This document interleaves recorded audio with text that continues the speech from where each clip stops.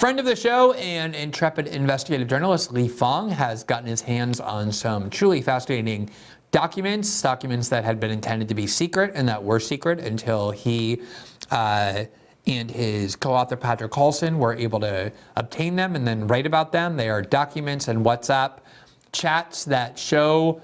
Let's put the article on the screen. It's on Lee's Substack, which if you're not following and subscribing to, I really hope you will. It's some of the most important independent journalism, original reporting journalism. And there you see it, inside the pro-Israel information war, Israeli government-led Zoom calls, WhatsApp chat logs, and other documents provide a window into the massive effort to shape online discourse and silence pro-Palestinian voices. We have Lee tonight to talk about his reporting. Lee, it's great to see you as always. Thank you for coming on the show tonight. Thank you so much for having me. Yeah, so let me just ask you to start with, for those who haven't read the article, and I really encourage everybody to go read this, what for you are the key findings? What is it that we learned from these documents you were able to obtain? Well, this is a very broad look at the organizing behind the pro-Israel kind of side here in the U.S. I reported this over the last few weeks with my colleague, Jack Polson. He's the founder of Tech Inquiry. He's really a fantastic reporter who covers the tech industry and defense industry. And we took a look at one organization, the J Ventures Global Kibbutz. This is an investment fund, a U.S.-Israeli investment fund. They formed a WhatsApp to support Israel in this war. And it is composed of over 300 members, many very prominent tech executives, venture capitalists, and other investors. They engaged in a number of activities. Some of them are very benign and perhaps even laudatory, raising funds for medical supplies, helping with Israeli hospitals, and other humanitarian goods for communities affected by this conflict. But this piece kind of looks also at the advocacy and lobbying. It's through this WhatsApp channel and perhaps many other channels that pro-Israel forces have organized to cancel pro-Palestinian speakers, to shut down events, to support universities in canceling and revoking the status for pro-Palestinian activist groups from students, including the decision by Colombia to revoke the status for two pro-Palestinian groups. In addition, it looks at how there's a role of Israeli government officials. Of course, any group in the U.S. has the right to speak up on a major public policy. That there's no controversy there. What's unusual here is that we have many examples of Israeli government officials, folks from the IDF or from the Israeli Foreign Affairs Ministry, sitting in on these WhatsApp meetings, providing guidance, providing talking points, guiding the advocacy, kind of suggesting strategy for social media, suggesting strategy for engaging opponents, and really encouraging tech elites and Silicon Valley elites to use their influence with universities, with lawmakers and others to support Congress providing military support to Israel, to kind of shape the conversation, the discourse, the media discourse, to support the pro-Israel narrative. One of the things you say in the article is that part of the goal of this effort is to shape online discourse and also to silence pro-Palestinian voices. What are some of the examples you have of how they try to silence pro-Palestinian voices? Well, in mid-October, this is just one example, there was an employee of Wix. It's a company, it's a website building company with a big base in Israel. This was an employee in Ireland who tweeted "Free Palestine," and that was it. No, like from the river to the sea. No intifada, global intifada. Just free Palestine. Initially, that was the tweet. She later, or the LinkedIn message. This was on. I apologize. She posted on LinkedIn. The initial message was just "Free Palestine." Later, she elaborated that she opposes an exclusive Zionist project that does not give equal rights to Palestinians, that type of message. But initially, what was captured and shared with this 300-person WhatsApp group was just the Free Palestine message. And members of the group immediately said we need to take action on this. It's already been referred to a high-level executive at Wix, and that high-level executive said it's been taken care of. We'll be announcing something later today. And indeed, the next day, it was announced that this employee was fired. In addition, there are many examples in this piece. Rashida Tlaib, the only Palestinian American in Congress, was slated to appear for a pro-Palestinian lecture at the Arizona State University. This was brought to the attention of their group. Many members collaborated in sending messages to the university campus president, to even the mayor's office on Scottsdale, applying pressure in other ways. And indeed, that event was canceled. Muhammad Al-Kurd, a writer from The Nation from East Jerusalem, he was slated to appear at the University of Vermont for a lecture. Again, there was an organizing effort started by tech executives on this WhatsApp group to apply pressure, and indeed that event was also canceled. I want to say I don't know if this was the determining factor, but it appeared to have some influence over these university decisions. There were kind of bland or kind of confusing reasons that were publicly given around public safety or procedural reasons for why these events were canceled. It didn't really make sense, but we're seeing free speech being snuffed out around this country around this issue.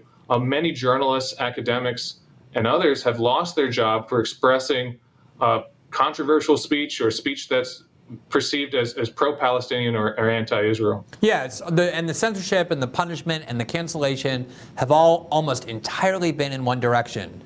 All pro-Palestinian voices or critics of the Israeli government, those are the ones who have been fired or have been deplatformed or who have otherwise been punished or taken out of schools or banned from accessing student groups, whereas almost no, there's about maybe one or two cases of pro-Israel activists and advocates who were deemed to have gone too far and had some issues with their job. But the lopsidedness is so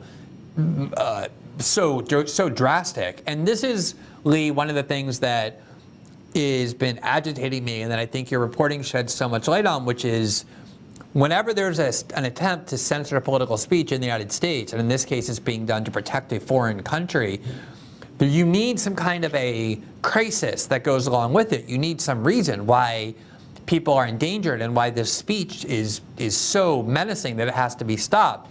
And the narrative that has been created is a kind of victimhood narrative that the American right has spent years in this country heaping scorn on when it was for black people or Latinos or immigrants or Muslims or trans people or LGBTs. Oh, you poor little babies.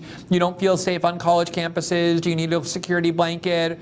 And now suddenly, because it's American Jews, oh, American Jewish students at Harvard and Yale and MIT, these are the most endangered people on the planet. And the irony of it is that you have, in reality, almost every major power center, obviously the US Congress and all kinds of industrial leaders and hedge fund billionaires like Bill Ackman, who are completely working, as is their right, but they're unified and very powerful, working to punish people who are critical of Israel. Who are the kinds of people who are in this group? Like, how powerful are they? Are they influential? Who are these people working to control and shape discourse in the United States and punish people who are critics of Israel or pro-Palestinian? Well, one example is Bessemer Venture Partners. It's one of the largest venture capital firms in Silicon Valley, big investment firm behind some of the leading lights in tech, multiple billions of dollars under management. They have several of their partners in this orbit. In fact, the head of the Israel office for Bessemer led a webinar last month on it, alongside a spokesperson with the IDF in uniform for tech leaders to engage in social media war, really explaining that the only way for the IDF to have space on the battlefield is to win on the media and social media battlefield, that you should ridicule opponents, that kind of listing out different talking points to engage here. And again, any activist group, any special interest has a right to speak out, to engage on social media. What's interesting is the level of power here. Many powerful tech leaders, and also the fact that they're doing this alongside a foreign military. That is unusual. Looking at this broadly, we've had also several social media seminars from the Israeli Foreign Affairs Ministry, similarly telling American audience members how to engage when commenting on university campus news articles. That when you go into the comment section, here are different arguments you can make. Here's how you should tag the university president to get them involved in the dispute. Clearly, kind of bringing in the issues around safety and security, and that's been made explicit in this 300-member WhatsApp group. The issues that you reference around what's been called wokeness, that historically disadvantaged or oppressed identity groups, whether that's sexual orientation, race, ethnicity, religion, that because of those histories, that we have to create a safe space, a safe and inclusive space, that any kind of criticism that can be perceived as offensive to these historically disadvantaged groups needs to be shut down. We need to create separate safe spaces for these organizations. Well, that's the kind of rhetoric and kind of value system that's being weaponized in this chat group. They're suggesting in their form letters to elite colleges that you should cite the need to provide Jewish students an inclusive and safe environment. Again, the same rhetoric that was used to shut down debate in 2020 to cancel dozens of speakers on other racial issues. That same rhetoric is being applied and being recommended by these WhatsApp groups by these kind of government officials and tech leaders, that is being used to cancel events, to pressure the cancellation of student groups. Thanks for watching this clip from System Update, our live show that airs every Monday through Friday at 7 p.m. Eastern, exclusively on Rumble. You can catch the full nightly shows live or view the backlog of episodes for free on our Rumble page. You can also find full episodes the morning after they air across all major podcasting platforms, including Spotify and Apple. All the information you need is linked below. We hope to see you there.